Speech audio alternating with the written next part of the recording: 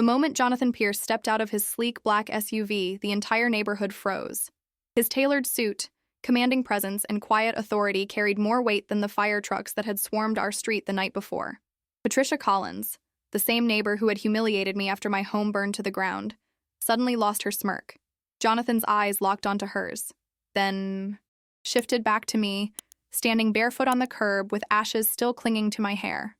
And then, right there, in front of every single person who had either mocked me or stood in silence, he spoke 3 words.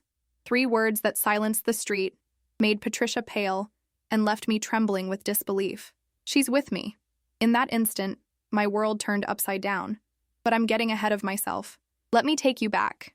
To the fire, to the betrayal, to the sacrifices no one saw, and to the history Jonathan and I shared long before he became the man who could silence an entire town with his presence. My name is Amanda Hayes. I'm 32 years old, and until yesterday, I lived in a modest 2-bedroom house on Maple Street in Pine Hill, North Carolina. It wasn't much, but it was mine. Every floorboard, every wall, every piece of furniture I'd carefully selected over years of saving. I'd lived in Pine Hill my entire life. It's one of those small towns where everyone knows your business before you do, where your past follows you like a shadow, where people remember who your parents were and judge you accordingly.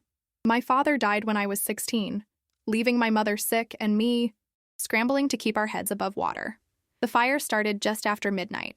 I'd fallen asleep on the couch after working a double shift at Rosie's Diner. The smoke alarm's shrill beeping jolted me awake, but by then flames were already climbing the walls of my kitchen. The fire inspector would later tell me it was faulty wiring, something I couldn't have prevented. I grabbed my phone, my purse, and the framed photo of my mother that sat on the side table. Nothing else. In the chaos, there wasn't time. Within minutes, I was standing in my pajamas on the street, watching as firefighters battled the blaze that was consuming everything I owned. Neighbors emerged from their homes, some in robes, others fully dressed as if they'd been waiting for a spectacle. They stood in clusters, whispering, pointing. Not one of them approached me with a blanket or a word of comfort. And then there was Patricia Collins. Patricia lived in the large Tudor-style house across the street. She was the self-appointed queen of our neighborhood, the woman who organized the block parties I was never invited to, who headed the homeowners association meetings where my requests for community garden space were routinely denied. As I stood there, shell-shocked and shivering, Patricia approached. For a foolish moment, I thought she might offer help. "Really, Amanda," she said, her voice carrying to ensure everyone could hear. "Don't bring your problems here. Some of us actually take care of our homes." A few neighbors snickered. Most looked away, uncomfortable but unwilling to contradict her. Mr. Wilkins, the elderly man who lived next door to me, frowned deeply but remained silent. I felt the world shrink around me. The humiliation burned hotter than the flames consuming my house. "My house is on fire," I whispered, barely finding my voice. "And now it's lowering all our property values," Patricia replied, gesturing to her immaculate lawn as if it might catch fire next. "Just like that eyesore of a vegetable garden you insisted on planting last spring. That garden had fed me through winter. The tomatoes, zucchini, and peppers I'd grown had saved me from having to choose between groceries and electricity more than once. But to Patricia, it was just another sign that I didn't belong in her picture-perfect neighborhood. By morning, the firefighters had extinguished the flames, but there was nothing left to save. The shell of my house stood blackened and hollow, smoke still rising from the wreckage. The fire chief approached me where I sat on the curb, wrapped in a blanket someone had finally thought to offer. "I'm sorry, Miss Hayes," he said gently. "The structure's completely compromised. You won't be able to go back in, not even to salvage belongings. Do you have somewhere to go?" I nodded automatically, though the truth was I had nowhere. My mother had passed 3 years ago. My salary from the diner barely covered bills. My closest friend, Hannah, lived in a studio apartment that could barely fit her. "Is there anything I can do?" the chief asked. Pride made me shake my head. "I'll be fine," I lied. As the fire trucks pulled away, I remained sitting on the curb, staring at the ruin of my life. Patricia emerged from her house again, now dressed for her morning power walk, her blonde hair perfectly styled despite the early hour. "You should call the shelter downtown," she said, not bothering to look at me as she adjusted her fitness tracker. "They help people in your situation. My situation. As if I'd chosen this. As if losing everything was some moral failing on my part. I watched her walk away, her expensive athletic shoes crunching over the debris that had blown onto her pristine sidewalk. In that moment, something inside me hardened. I thought of all the nights I'd worked double shifts, all the years I'd cared for my mother while putting my own dreams on hold, all the times I'd swallowed my pride when Patricia and others like her made me feel small. I pulled out my phone, surprised it still had battery. I scrolled through contacts I rarely called until I found a name I hadn't seen in years. A name connected to memories I'd tried to bury. A name that belonged to someone who had once promised me the world, then left me behind. Jonathan Pierce. The last I'd heard, he'd returned to Pine Hill 2 years ago. No longer the boy I'd loved, but a man who now owned half the businesses in town. A self-made millionaire. A person whose name was spoken with reverence and awe. He probably wouldn't even remember me. My finger hovered over his number, my last remnant of pride telling me not to do it.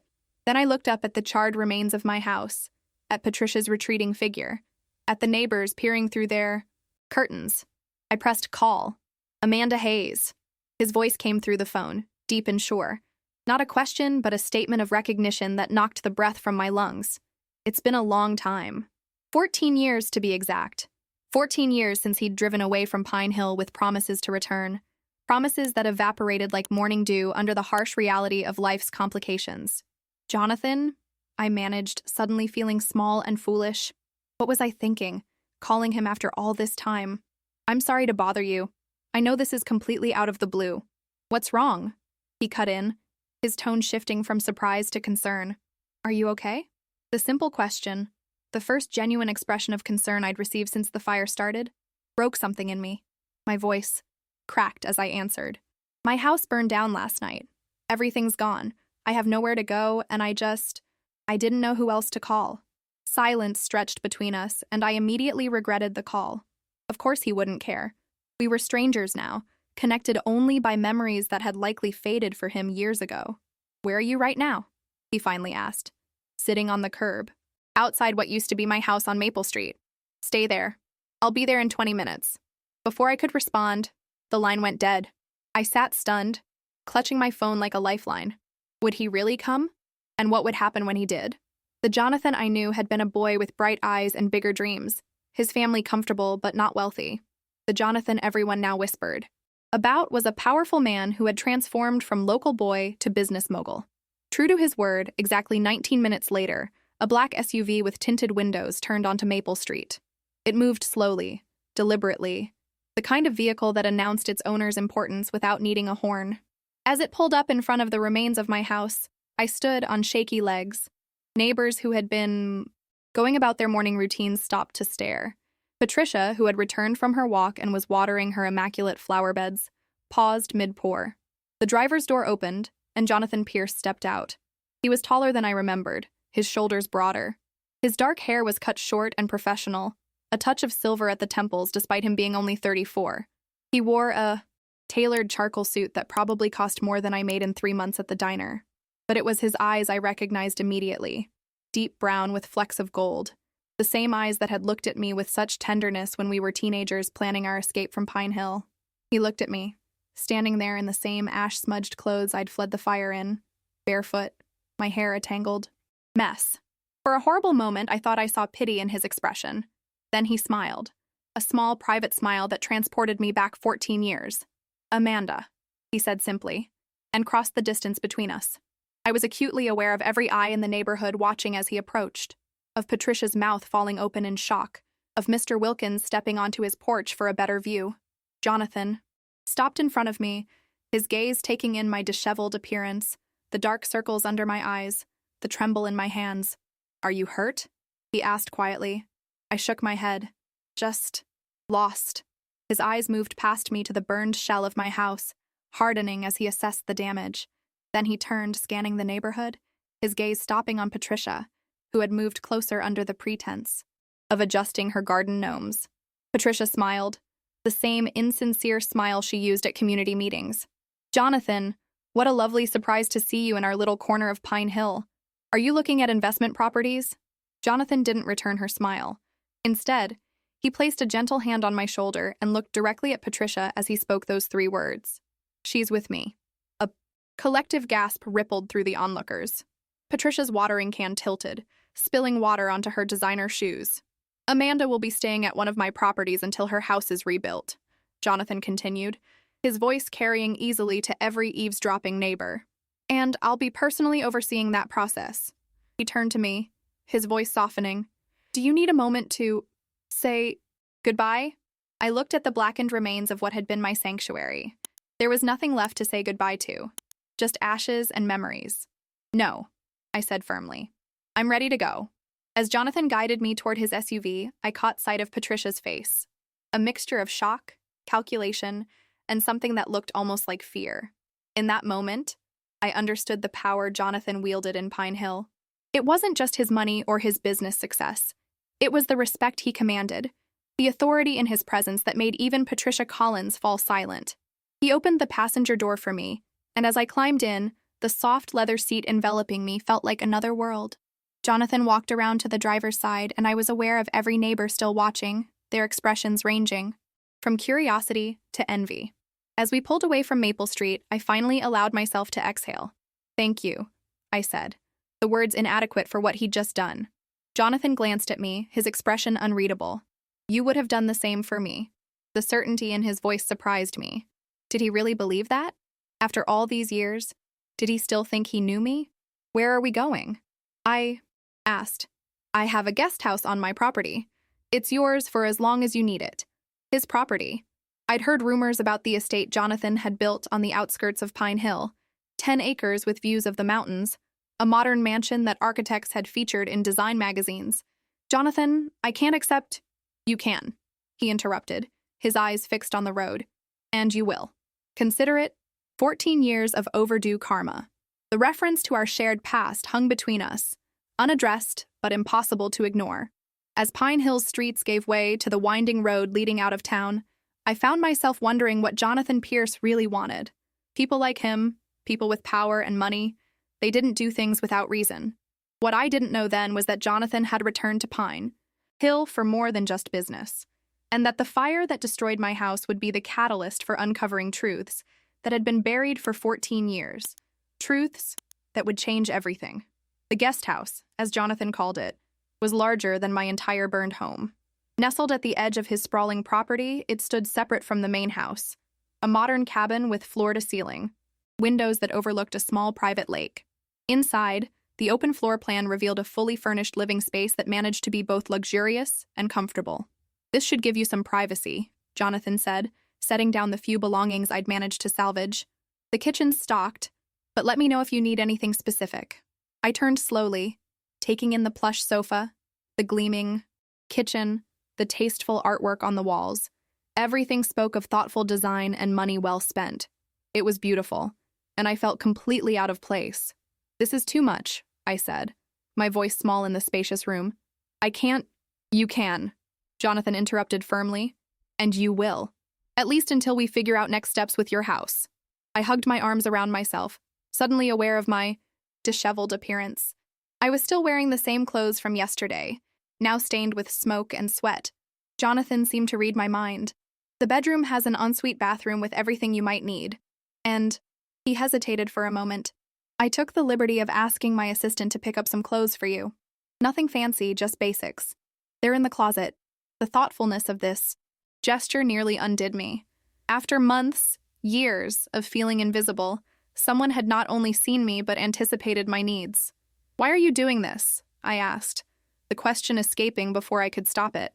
Jonathan's expression shifted, something unreadable passing across his features. Because it's the right thing to do. It was the answer of a businessman, practiced and safe, but I had known him. When he was just Jonathan, the boy who used to tell me everything. I knew there was more he wasn't saying. I have meetings this afternoon, he continued, checking his watch. Make yourself at home. My number's saved in the phone on the counter if you need anything. He moved toward the door, then paused. And Amanda, get some rest. You're safe here. After he left, the silence of the guest house enveloped me. I explored each room slowly, still struggling to process everything that had happened.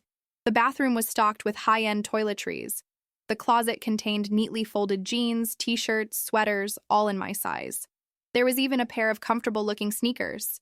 I took a long, hot shower, watching as ash and soot swirled down the drain. As the water washed away the physical remnants of the fire, the emotional weight began to surface. I leaned against the cool tile wall and finally allowed myself to cry for my lost home, for the years of struggle, for the girl I'd been when Jonathan and I had last known each other. Later, dressed in clean clothes that fit perfectly, how had his assistant known my size? I wandered onto the deck overlooking the lake.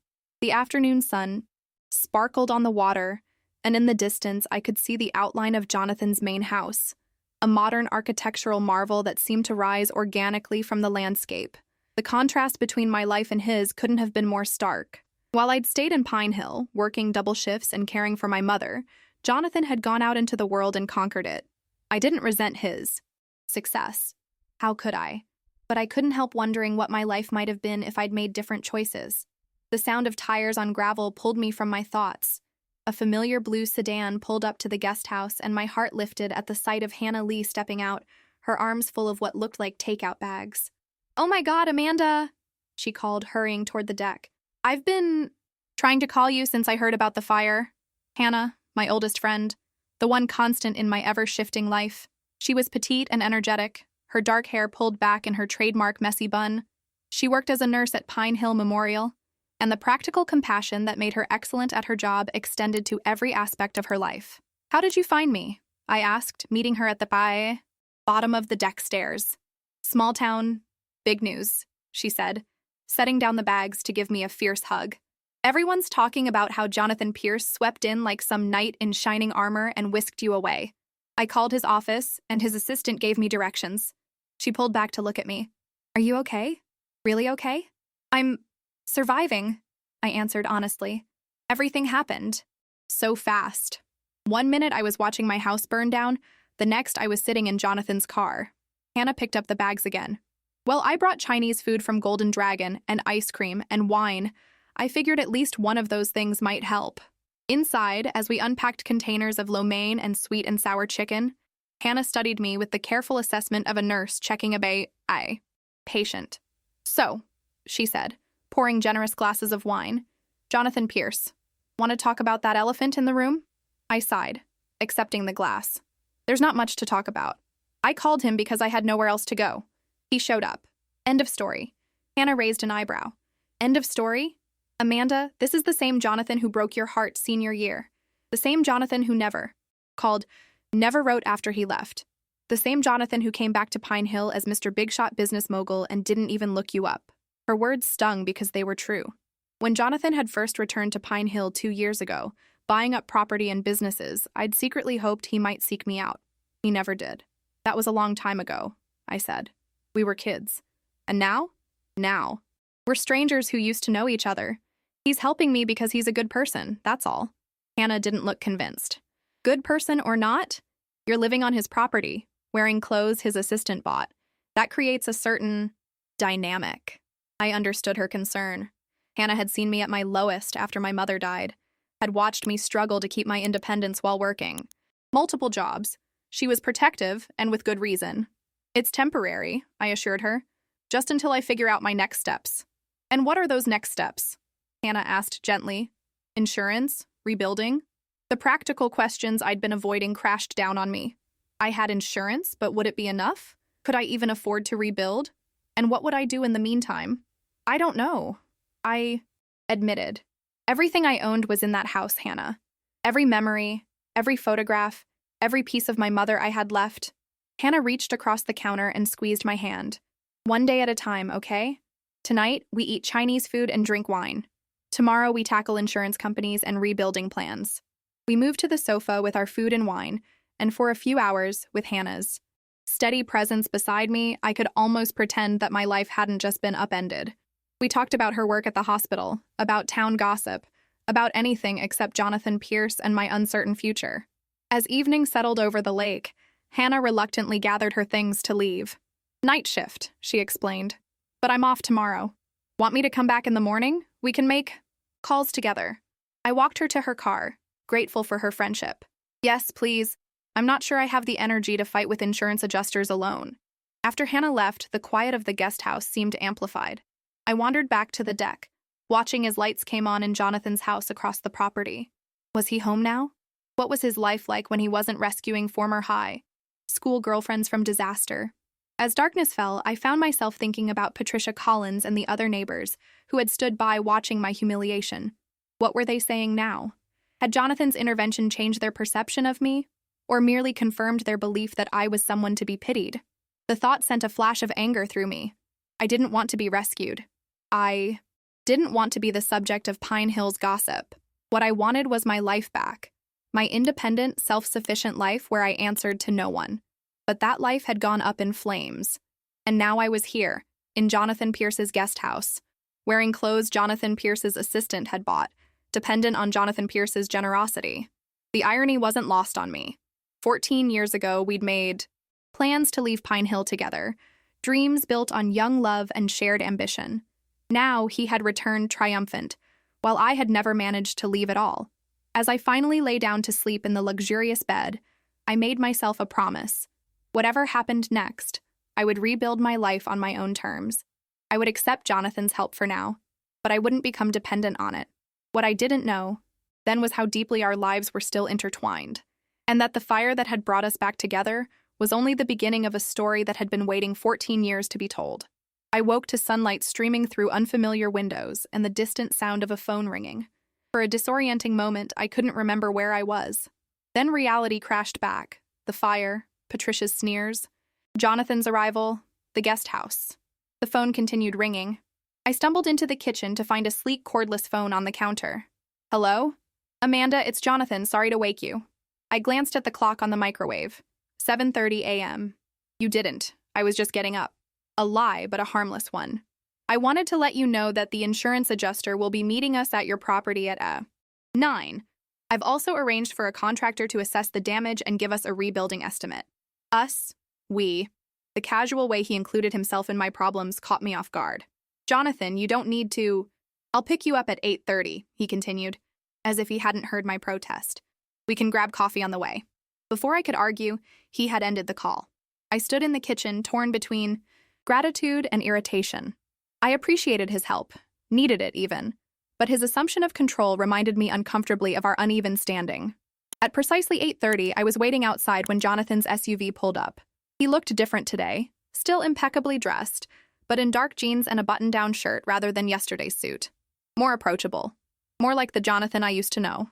You look better, he said as I climbed into the passenger seat. It wasn't a flirtation, just a simple observation. How did you sleep? Like someone whose house just burned down, I replied, then immediately regretted the sharpness in my tone. Sorry, I'm still processing. Jonathan nodded, unfazed by my mood. Understandable. There's coffee for you in the cup holder. I took the coffee. Black, 2 sugars. Exactly how I'd always taken it. You remembered. A ghost of a smile touched his lips. Some things stick with you. We drove in silence for a while, the easy familiarity of our shared past bumping uncomfortably against the reality of our present. I had questions, so many questions, about the years between then and now, about why he had never reached out, about what had brought him back to Pine Hill. But the quiet between us felt too fragile to disturb. As we approached Maple Street, my stomach tightened. In daylight, the destruction of my home was even more apparent. The structure was a blackened skeleton. The roof collapsed in several places. Yellow caution tape surrounded the property, a stark warning against entry. Several cars were already parked nearby. A van marked with an insurance company logo, a truck that presumably belonged to the contractor, and, to my dismay, Patricia Collins standing on her front lawn, phone in hand, clearly documenting our arrival. Ignore her, Jonathan said quietly, following my gaze. She's not worth your energy. Easy for him to say. He didn't have to live across from her judgment. As we exited the car, the insurance adjuster approached, a middle-aged man with a clipboard and a sympathetic expression that I suspected was well-practiced. Ms. Hayes, I'm Tom Bradshaw from Milestone Insurance. I'm very sorry about your loss. The next hour passed in a blur of technical terms and assessments. The adjuster took photographs, made notes, asked questions about the value of lost possessions. The contractor, a burly man named Mike, examined what remained of the structure, shaking his head at the extent of the damage.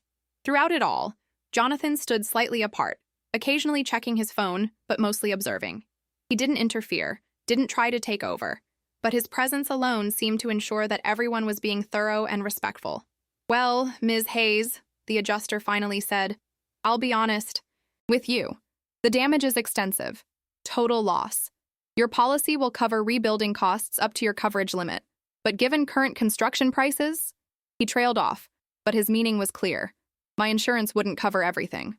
"How much is the shortfall likely to be?" Jonathan asked, speaking for the first time. The adjuster consulted his notes. "Based on a preliminary estimate and accounting for code upgrades required for new construction, probably around $40,000. The number hit me like a physical blow. $40,000 might as well have been $40 million.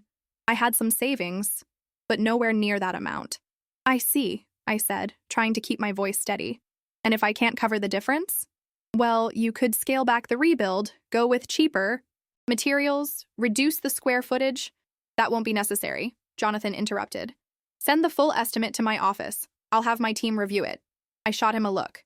"Jonathan, we can discuss it later," he said quietly, his tone making it clear that this wasn't the time or place.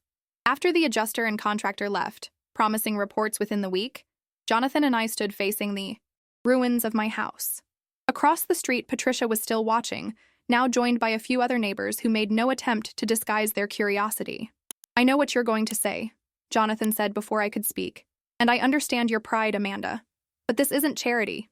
It's an investment." "An investment," I repeated flatly. "In what?" "In you." He turned to face me fully. "You stayed in Pine Hill when I left. You took care of your mother when you could have been building your own life. You worked harder than anyone I know. And now this happens? It's not fair." His assessment of my life was so accurate it hurt. "Life isn't fair, Jonathan. You of all people should know that." Something flickered in his eyes, a shadow of old pain. "Which is exactly why, sometimes, we need to balance the scales."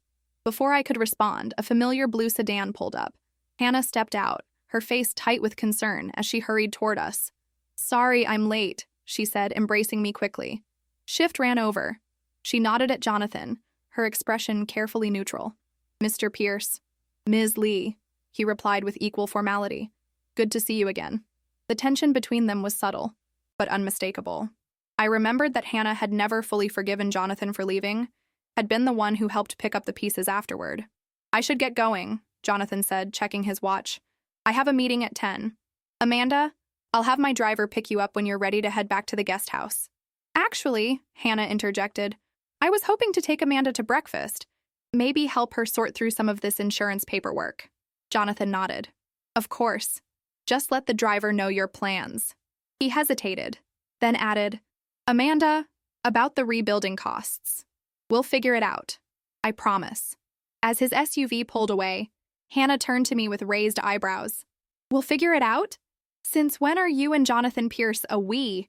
I sighed, suddenly exhausted. "We're not. He's just helping." Hannah looped her arm through mine, guiding me away from the rubble of my house and the prying eyes of my neighbors. "Come on, let's get you some real food and talk about what happens next. And this time, I want the full story about Jonathan Pierce's sudden reappearance in your life." As we walked to her car, I could feel Patricia's gaze following us.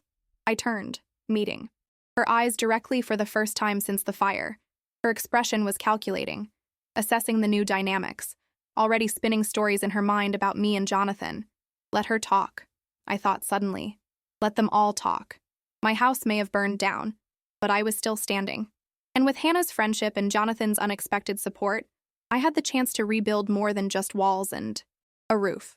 What I didn't yet understand was that rebuilding my home would also mean excavating the past, and that the foundations Jonathan and I had once built our dreams on held secrets neither of us was prepared to face.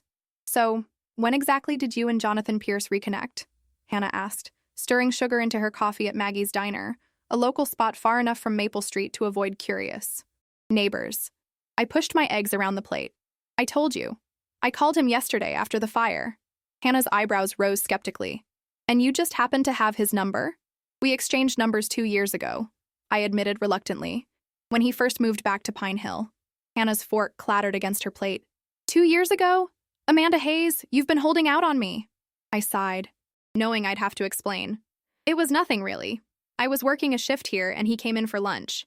We recognized each other, exchanged awkward hellos. He gave me his card, said to call if I ever needed anything. I shrugged. I never did, until yesterday. And he just, what, dropped everything to come rescue you? Apparently. Hannah leaned back, studying me. There's more to this story. Of course there was more. There was 14 years of history between us. Dreams shared and shattered. Promises made and broken. But how could I explain what I barely understood myself? We were kids, Hannah. Whatever happened between us then doesn't matter now. She didn't look convinced, but mercifully changed the subject. So what's the plan? The insurance money won't cover everything. Will it? Not even close. There's a $40,000 gap. Hannah winced. That's substantial. Jonathan offered to cover it, I said quietly. Of course he did. Hannah's tone was neutral, but I knew her well enough to detect the concern beneath. And what does he want in return? Nothing. He called it an investment. In what? In me, apparently. The words sounded strange even as I said them. Hannah was silent for a moment, pushing her home fries around her plate. Be careful, Amanda. I'm not saying he has bad intentions, but people like Jonathan Pierce don't give away $40,000 without expecting something. He's not like that. I defended automatically, then caught myself. The truth was, I didn't know what Jonathan was like anymore. The boy I'd loved and the man who'd returned to Pine Hill might share the same name and face. But 14 years had passed. People change. Motivations change. Maybe not, Hannah conceded. But power dynamics change relationships. Just keep your eyes open, okay? Before I could respond, the bell above the diner door jingled, and Patricia Collins walked in with two women I recognized from the neighborhood book club. I'd never been invited to join. Their eyes landed on me immediately, and the whispers began. Ignore them, Hannah muttered. But Patricia was already approaching our table, her designer handbag swinging from her wrist, a smile that didn't reach her eyes fixed firmly in place. Amanda, Hannah, she greeted, her voice honey-sweet. How are you holding up after such a terrible ordeal, Amanda? That sudden concern from a woman who had mocked me as my house burned was so transparently fake that I nearly laughed. Instead, I managed a tight smile. I'm fine, Patricia. Thank you for asking. We're all just devastated for you, Patricia continued. If there's anything the neighborhood can do, she paused, her eyes gleaming with curiosity. Although I understand Jonathan Pierce has taken you under his wing. How fortunate. The implication in her tone was unmistakable. Jonathan is an old friend, I said evenly. He's been kind enough to offer temporary housing while I sort things out. Of course, of course. Patricia nodded, feigning understanding. You two have history, don't you? From high school? How convenient that he remembered you after all these years. Hannah's foot nudged mine under the table, a silent warning to stay calm. Was there something you needed, Patricia? I asked, keeping my voice neutral. Oh, I just wanted to let you know that the Neighborhood Association is taking up a collection for fire victims. Though in light of your current accommodations, perhaps you'd prefer to be a donor rather than a recipient. Her smile widened as she delivered the dig. Before I could respond, Hannah cut in. That's very thoughtful, Patricia. I'm sure once Amanda's insurance settlement comes through, she'll consider contributing. Now, if you'll excuse us, we were discussing private matters. Patricia's smile faltered slightly at the dismissal. Of course. I won't intrude. Amanda, do give Jonathan my regards. Tell him I'd be happy to discuss my proposal for the downtown revitalization project anytime. I've left several messages with his office. Ah, there it was. Patricia wanted access to Jonathan. I was simply a potential conduit. I'll be sure to mention it, I said, knowing I would do no such thing. With a final practiced smile, Patricia rejoined her friends, immediately leaning in to whisper something that sent all three glancing in my direction. Vultures, Hannah muttered. She couldn't care less about your house burning down. She just wants to use you to get to Jonathan. Let her try, I said, suddenly tired of Patricia Collins and all she represented. I've got bigger problems than her gossip. After breakfast, Hannah drove me to the local department store to purchase essentials. Underwear, socks, a few more changes of clothes, basics, toiletries. The normalcy of the activity was strangely comforting after the chaos of the past 24 hours. As we shopped, I tried to focus on practical next steps. I would need to take time off from the diner. I would need to meet with insurance representatives. I would need to decide whether to rebuild or sell the land and start fresh somewhere else. The thought of leaving Pine Hill sent an Unexpected pang through me. Despite everything, it was home, the only one I'd ever known. My mother was buried here. My memories, good and bad, were rooted in these streets and hills. "You're overthinking," Hannah observed as we loaded bags into her car. "I can see the wheels turning." I smiled weakly. "Just trying to figure out what comes next. One step at a time," she advised. "First step, let yourself breathe. Second step, accept help when it's offered, even if it comes from complicated sources." I knew she meant Jonathan. "I'm trying." When Hannah dropped me back at the guest house, Jonathan's sleek car was nowhere to be seen. A relief in some ways. I needed time to process, to think without his complicating presence. The guest house felt different in the daylight. Less intimidating, more welcoming. I unpacked my new purchases, organized my meager possessions, tried to create some semblance of normalcy in this borrowed space. Around noon, my phone buzzed with a text from Jonathan. "Meeting running late. Make yourself at home. There's a lake access path behind the guest house if you feel like exploring. Dinner at 7 at the main house?" The invitation surprised me. I hadn't expected Jonathan to include me in his personal routine. Dinner meant conversation. Conversation meant questions, explanations, the careful navigation of our shared past and separate presents. I texted back, "Don't feel obligated. I can fend for myself." His response came immediately. "Not obligation. Would like your company. Say yes." 3 simple words. Not as dramatic as "she's with me," but somehow just as impactful. After a moment's hesitation, I replied, "Yes, thank you." With hours to fill before dinner, I decided to follow Jonathan's suggestion and explore the property. The path behind the guest house wound through a grove of pine trees before opening onto a small private beach at the lake's edge. A wooden dock extended into the clear water, and at its end sat an Adirondack chair, perfectly positioned to catch the afternoon sun. I sat in the chair, letting the autumn sunshine warm my face. The lake stretched before me, still and peaceful, the opposite of the chaos that had engulfed my life. In the distance, I could see the back of Jonathan's main house, modern and impressive, all glass and stone, yet somehow harmonious with the natural setting. For the first time, since the fire, I allowed myself to fully feel the loss, not just of possessions, but of security, of the life I'd carefully constructed. I thought of my mother's quilt, handmade and irreplaceable, the photos of my father, the book collection I'd built over years of careful saving, all gone. Tears came, hot and sudden, spilling down my cheeks.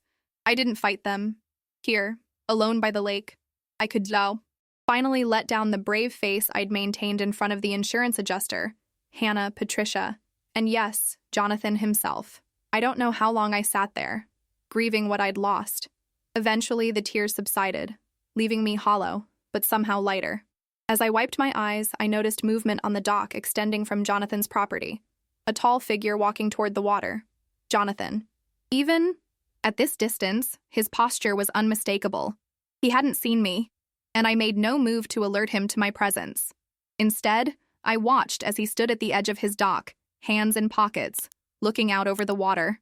Something in his solitary stance struck me.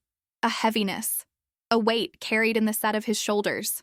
For all his success, all his power, Jonathan Pierce carried burdens I couldn't see. The realization humanized him in a way that our brief interactions since the fire hadn't.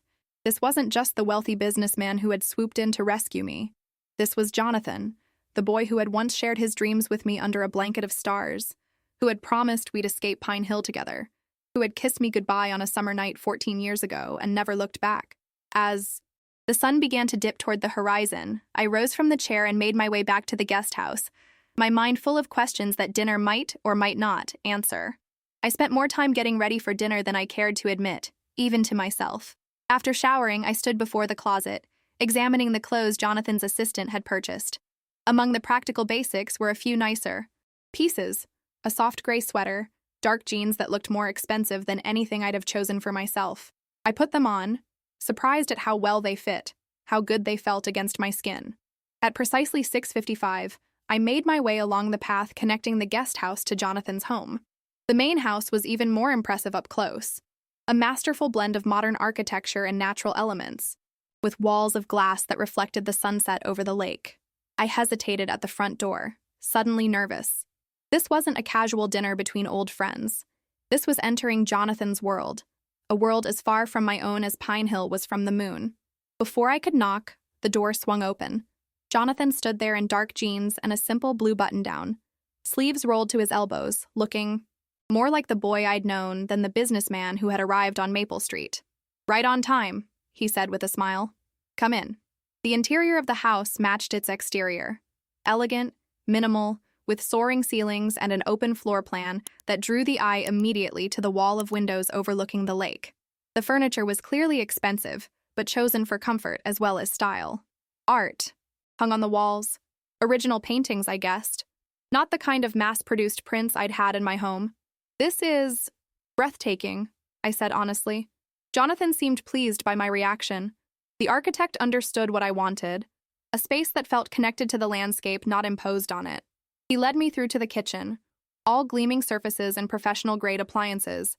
A bottle of wine stood open on the counter next to 2 glasses. "I hope you still drink red," Jonathan said, pouring. "I do."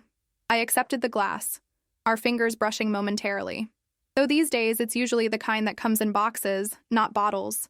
He smiled at that. "I remember your wine preferences better than my own. You always said, 'Life's too short for bad wine but too long for sobriety.'" We finished in unison, and for a moment, 14 years collapsed between us. Jonathan laughed, a genuine sound that transformed his face. "You haven't changed." But I had. We both had. The easy rapport couldn't erase the years of separate lives, separate choices, separate worlds. "So," I said, taking a sip of wine, "are you cooking or did you hire a chef for the evening?" "Worse," he replied with mock seriousness. "I ordered takeout." "From where?" "Vincenzo's." I couldn't hide my surprise.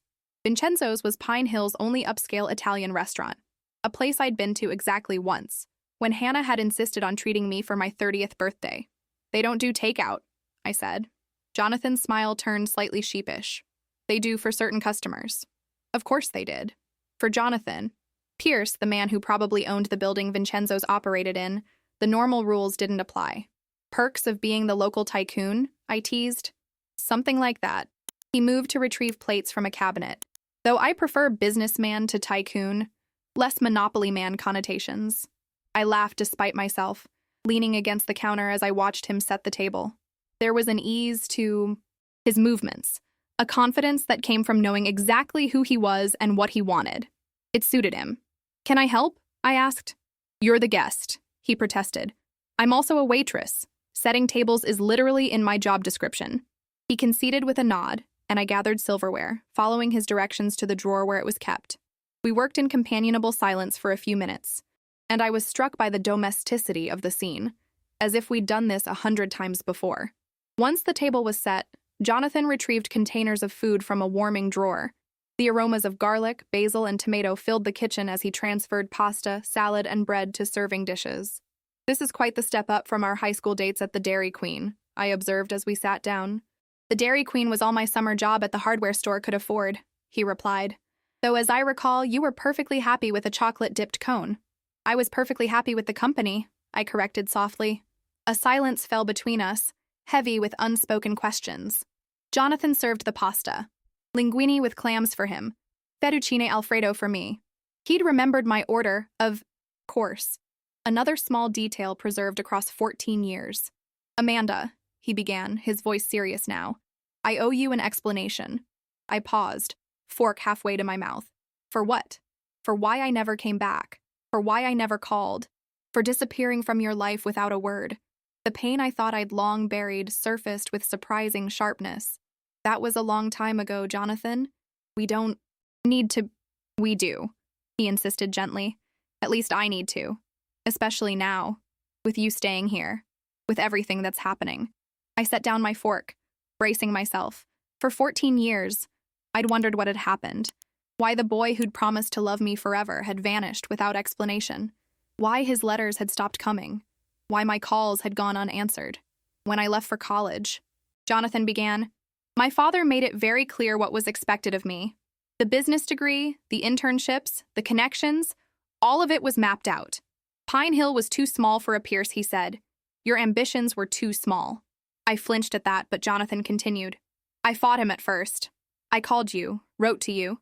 I was determined to keep my promise, that I'd come back for you, that we'd build a life together. But you didn't, I said quietly.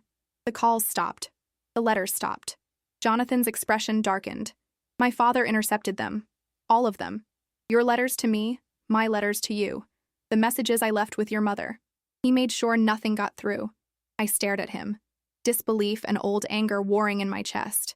Why would he do that? Because he had plans. And you weren't part of them. Jonathan's voice was bitter now. The Pierce family had a legacy to uphold, and that legacy didn't include the daughter of a factory worker. The blunt assessment of my social standing stung even now. So you just gave up? Let him dictate your life? No, Jonathan said firmly. Not forever. But by the time I realized what he'd done, by the time I broke free of his influence, years had passed. Your mother got sick. You were caring for her. I thought, he hesitated. I thought you deserved better than a reminder of broken promises. I absorbed this, trying to reconcile it with the years I'd spent wondering, waiting, eventually accepting that what we'd had wasn't real enough to survive separation. Why come back to Pine Hill then, if it was too small for a Pierce? A shadow passed over Jonathan's face. To prove something, I suppose. To show my father that I could succeed on my own terms, in the place he'd dismissed. And he met my eyes directly. To see you again. You've been back 2 years, Jonathan. If seeing me was so important, why wait until now? Until my house burned down and I had nowhere else to turn. He looked away. His expression, pained. Fear, pride. The knowledge that I had no right to disrupt your life after so long. He took a breath. I saw you, you know. Around town. At the diner. You seemed settled. I didn't want to reopen old wounds.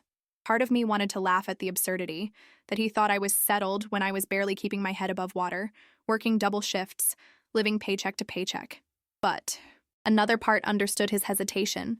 What would I have done if he'd simply appeared at my door 2 years ago? And now? I asked. What changed? You called me, he said simply. You reached out. It felt like permission. We ate in silence for a few minutes, both processing the weight of this conversation. Outside, darkness had fallen, the lake invisible now except for the moonlight, reflecting off its surface. So what happens next? I finally asked. You help me rebuild my house? And then what? We go back to politely avoiding each other? Jonathan set down his wine glass. Is that what you want? The question hung between us, deceptively simple, yet impossibly complex. I don't know what I want, I admitted. 2 days ago, my biggest concern was making rent and keeping my job. At the diner. Now I'm sitting in a millionaire's house eating pasta that costs more than I make in an hour, trying to figure out how to rebuild my life from scratch. I understand, Jonathan said quietly. And I'm not asking for anything, Amanda. I just want to help. I studied him across the table. This man who was both familiar and foreign. Why? After all this time, why does it matter to you? What happens to me? His answer, when it came, was so simple and direct that it took my breath away. Because it always mattered. Because you always mattered. And in those words, I heard the echo of what we'd once been to each other. And perhaps a whisper of what we might become again. The next week passed in a blur of insurance forms, contractor meetings, and careful negotiations with Jonathan about the rebuilding of my house. Despite my initial resistance, I'd agreed to let him help cover the costs insurance wouldn't, with the stipulation that I'd repay him over time. He'd reluctantly accepted this condition, though I suspected he had no intention of ever collecting. Throughout it all, I maintained my shifts at Rosie's diner. Jonathan had suggested I take time off, but the routine was steadying, a reminder that despite everything that had changed, some parts of my life remained constant. It was during the Tuesday morning rush that Patricia Collins made her next move. The bell above the door chimed, and she swept in wearing a designer dress that was wildly out of place among Rosie's vinyl booths and laminate counters. She sat in my section deliberately, arranging herself like a queen holding court. Amanda, she greeted with a saccharine smile as I approached with my notepad. How lovely to see you. Working? The emphasis wasn't subtle. What can I get you, Patricia? Just coffee black. She glanced around the diner with barely disguised disdain. I'm actually here to speak with you. About the neighborhood meeting tonight. I hadn't heard about any neighborhood meeting, which wasn't surprising. Despite living on Maple Street for years, I'd never been invited to participate in community decisions. What about it? I asked, pouring her coffee. Patricia's smile tightened. Well, your situation will be discussed. The Fire Safety Committee is proposing new regulations for the neighborhood. Your input would be valuable. Translation. They were going to talk about my house fire and probably use it as an excuse to implement rules that would make rebuilding more difficult or expensive. I appreciate the invitation, I said evenly, but I have plans tonight. With Jonathan Pierce, I presume? Patricia's eyes glittered with poorly concealed curiosity. The two of you have been quite inseparable lately. Quite the revival of your high school romance. My relationship with Jonathan was nobody's business, especially Patricia's. We'd spent several evenings together since our dinner, sometimes talking late into the night about the past, sometimes just existing in comfortable silence as he worked and I read. It was a fragile, new connection, one I wasn't ready to define or expose to public scrutiny. Is there anything else I can get you, Patricia? I asked, ignoring her fishing expedition. Her lips pursed in disappointment at my non-response. No, that's all. But Amanda, she lowered her voice conspiratorially. A word of advice from someone who understands how Pine Hill works. Men like Jonathan Pierce don't usually settle down with girls like you. Don't mistake charity for commitment. The barb was designed to wound, and despite my best efforts, it found its mark. The insecurity Patricia had identified was one I'd been fighting myself, that the gap between Jonathan's world and mine was too wide to bridge. Thanks for the coffee, Patricia continued brightly, dropping a $5 bill on the table. Keep the change. I imagine you need it more than ever. She sashayed out, leaving me gripping my notepad so tightly the edges cut into my palm. I wanted to run after her, to tell her that she knew nothing about me or Jonathan or what we might be to each other. But that's exactly what she wanted. A reaction, a scene, something to gossip about at her neighborhood meeting. Instead, I cleared her barely touched coffee and pocketed the tip. I wouldn't give her the satisfaction. That evening, when I returned to the guest house, I found Jonathan sitting on the deck, a stack of blueprints spread out on the table before him. What's all this? I asked, setting down my bag. He looked up with a smile that still, after all these years, made my heart skip. Options. For your house. I moved closer, examining the detailed drawings. They showed various layouts for a home built on my lot, each slightly different, but all of them beautiful, thoughtful designs that honored the original character of my house while improving upon it. Jonathan, I breathed, these are amazing, but they look expensive. Not necessarily, he countered. Smart design doesn't have to cost more, and building with efficiency and quality up front saves money in the long run. I sat beside him, torn between excitement at these possibilities and the echo of Patricia's warning. Don't mistake charity for commitment. Why are you doing all this? I asked quietly. And don't say it's an investment again. Jonathan set down his pen, turning to face me fully. Because I can. Because I want to. Because, he hesitated. Because I've spent 14 years wondering what might have been if I'd fought harder for what mattered. And I matter, said, not quite a question. You've always mattered. He reached for my hand, his fingers warm against mine. Amanda, when I came back to Pine Hill, I told myself it was about business, about proving something to my father. But the truth is simpler and more complicated. I came back for you, to find out if there was anything left of what we had. And then I spent 2 years watching you from a distance because I was too afraid to disrupt your life. My life, I said with a small, bitter laugh, wasn't exactly worth preserving intact. I was drowning Jonathan, working 60-hour weeks, barely making ends meet. Pain flashed across his face. I didn't know. I should have asked, should have reached out. We both made choices. I interrupted gently. And now we're here. The question of what here meant hung between us. We weren't teenagers anymore, fueled by first love and naive optimism. We were adults with scars, with histories, with lives that had diverged and now, improbably, converged again. The neighborhood association is meeting tonight, I said, changing the subject. Patricia made a point of telling me they'll be discussing my house fire and new safety regulations. Jonathan's expression darkened. Patricia Collins has been trying to get my attention since I returned to Pine Hill. She wants investment in her husband's development company, access to my connections. She sees you as competition. The idea was so absurd I almost laughed. Competition? I'm a waitress living in your guest house because my home burned down. She's the queen of Maple Street with her perfect house and her perfect clothes. And she's deeply threatened by you, Jonathan said seriously. Always has been, from what I've gathered. Your natural beauty, your resilience, the way people genuinely like you, rather than simply fear or envy you. I hadn't considered that Patricia's cruelty might stem from insecurity rather than simply power. The thought shifted something in my understanding of our dynamic. We should go, I said suddenly. Go where? To the neighborhood meeting. Together. Jonathan raised an eyebrow. Why give her the satisfaction? It's not about satisfaction, it's about standing my ground. My house, my neighborhood. I've let Patricia and people like her make me feel small for too long. A slow smile spread across Jonathan's face. Amanda Hayes? Taking control. I like it. 2 hours later, we walked into the community center where the Maple Street Neighborhood Association held its meetings. The room fell silent as we entered, every head turning to stare. Patricia, standing at the front beside a projection screen, faltered mid-sentence. Sorry we're late, Jonathan said pleasantly, guiding me to 2 empty seats in the front row. Please, continue, Patricia. Patricia recovered quickly, smoothing her perfectly styled hair. As I was saying, the recent unfortunate incident at 347 Maple Street highlights the need for stricter fire safety protocols in our neighborhood. Our property values depend on maintaining certain standards. By unfortunate incident, I assume you mean when my house burned down due to faulty wiring that passed? The county's inspection 3 years ago? I asked, my voice steady. Patricia's smile tightened. Yes, well, regardless of the cause, the impact on neighborhood aesthetics and property values is significant. Which brings me to our proposal. She clicked to the next slide in her presentation, revealing a list of safety recommendations that were thinly veiled attempts to control what my rebuilt home would look like.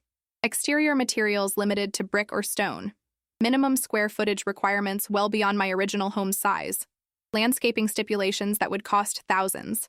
These recommendations seem designed specifically to make rebuilding 347 Maple Street as expensive as possible, Jonathan observed casually, almost as if the goal is to force the owner to sell, rather than rebuild. Patricia flushed. That's absolutely not.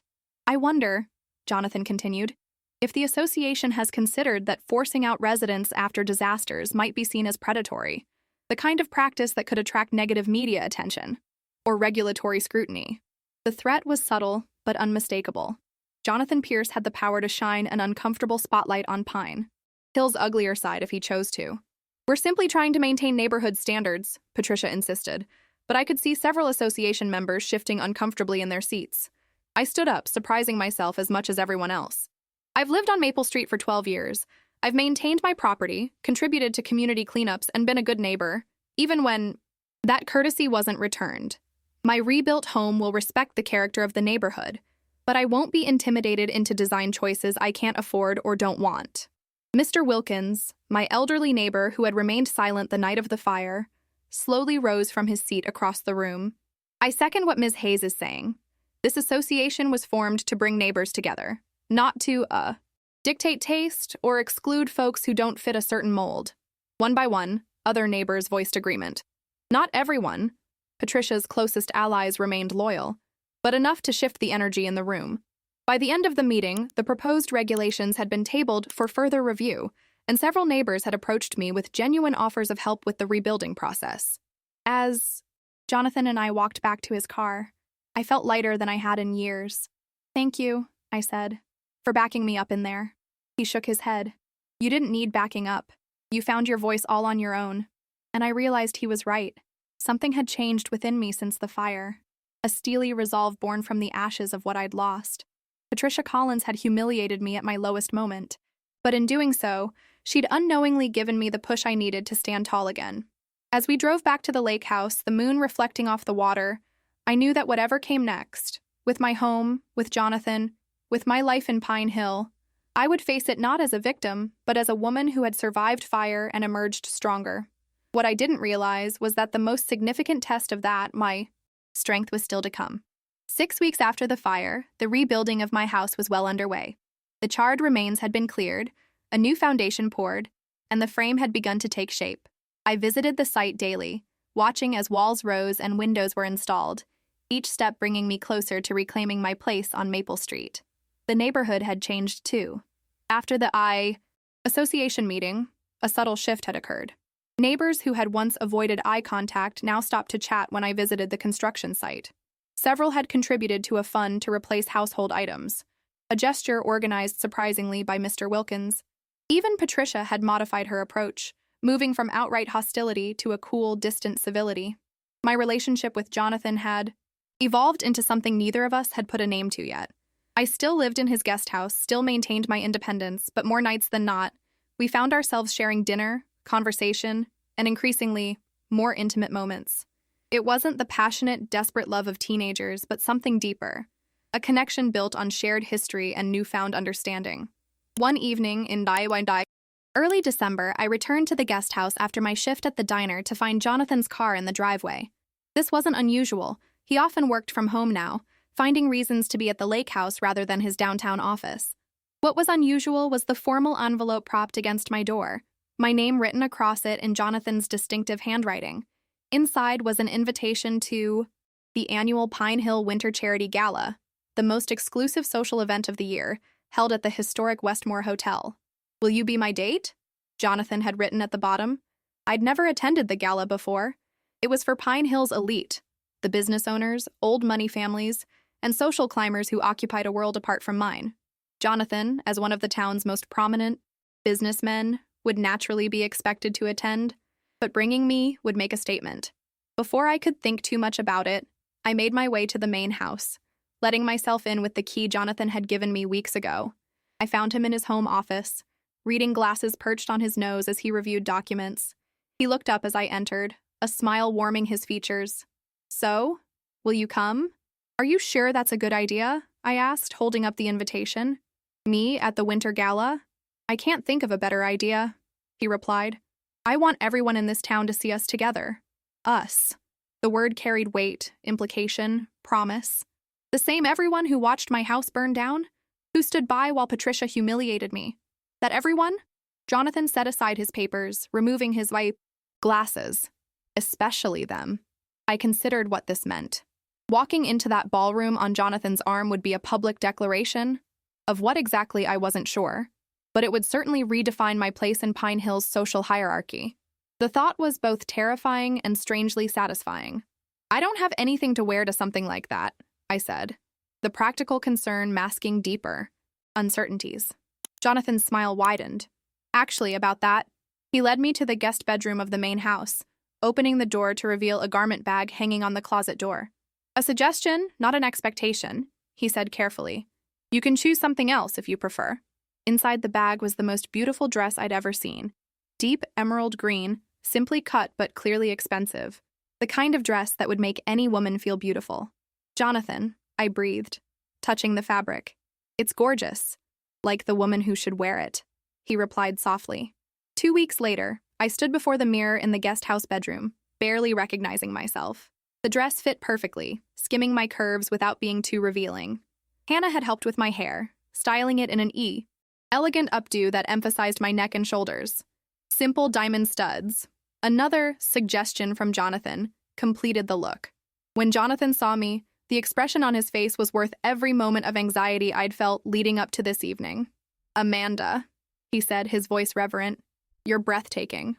The drive to the Westmore Hotel passed in comfortable silence, my hand in his, both of us, aware of the threshold we were about to cross.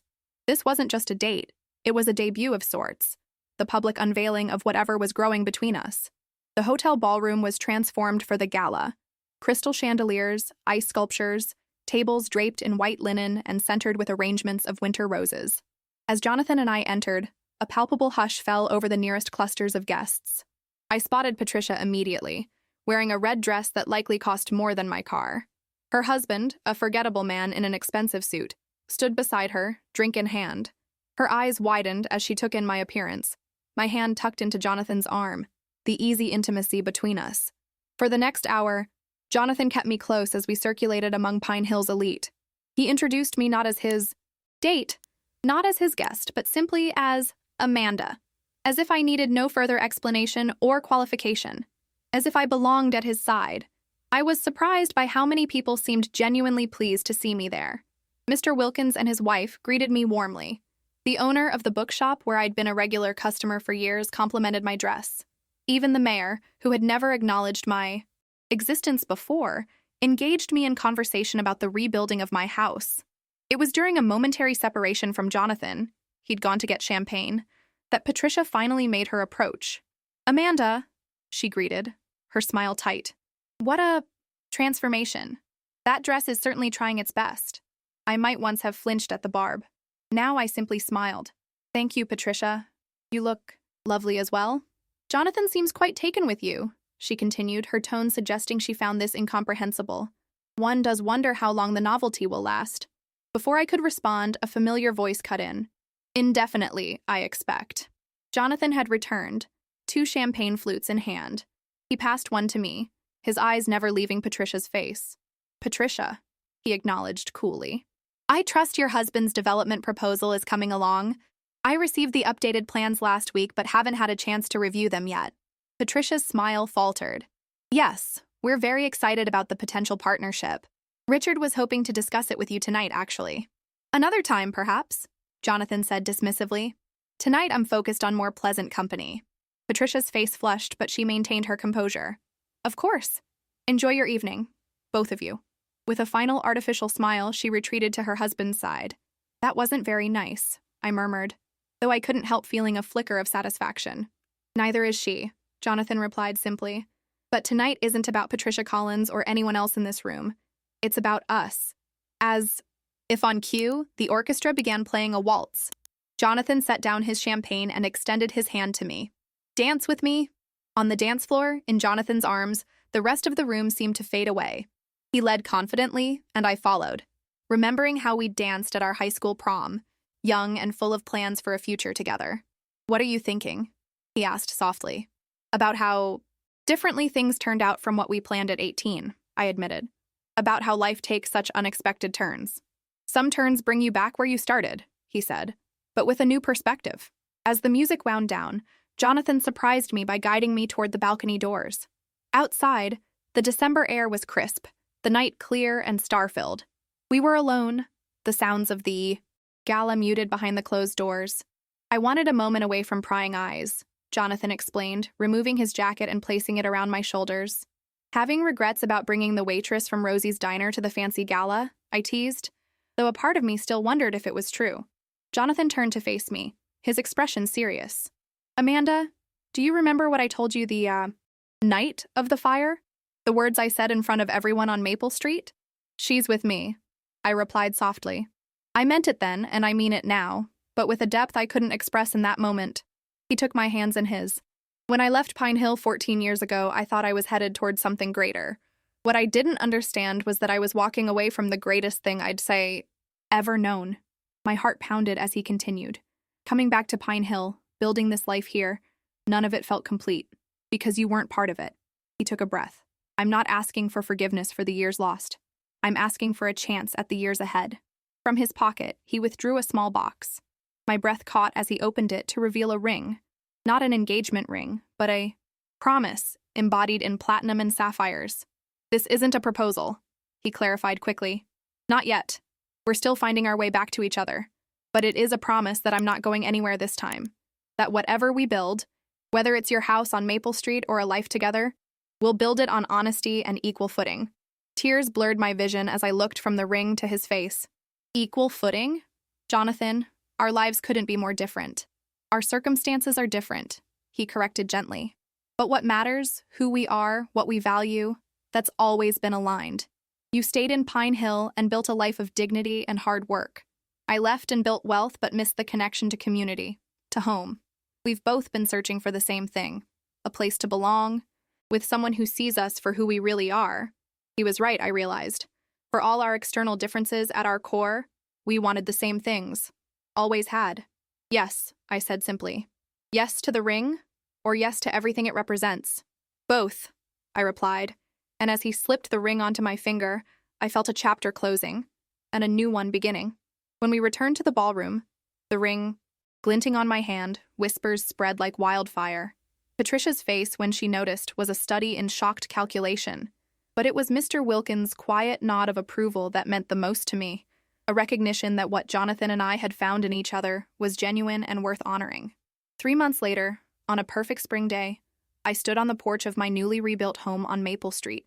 It was everything I'd hoped for, similar in character to what had been lost, but improved in 100 small ways. The insurance money, combined with Jonathan's contribution, which I still insisted on viewing as a loan despite his protests, had created not just a house but a true home.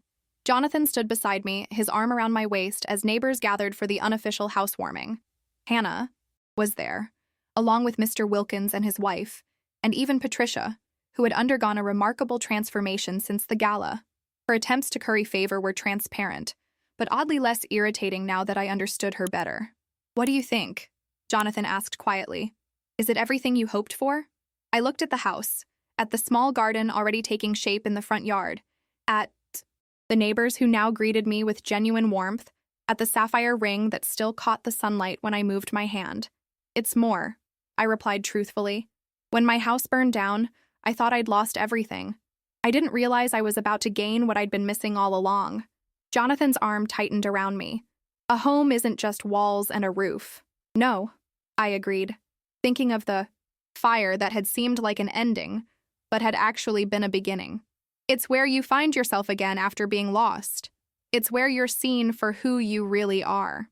As we welcomed our guests into my rebuilt house, our future together as yet unwritten but full of promise, I thought about how sometimes losing everything is the only way to discover what truly matters. When my neighbor had, mocked me after my house was destroyed, I'd almost given up.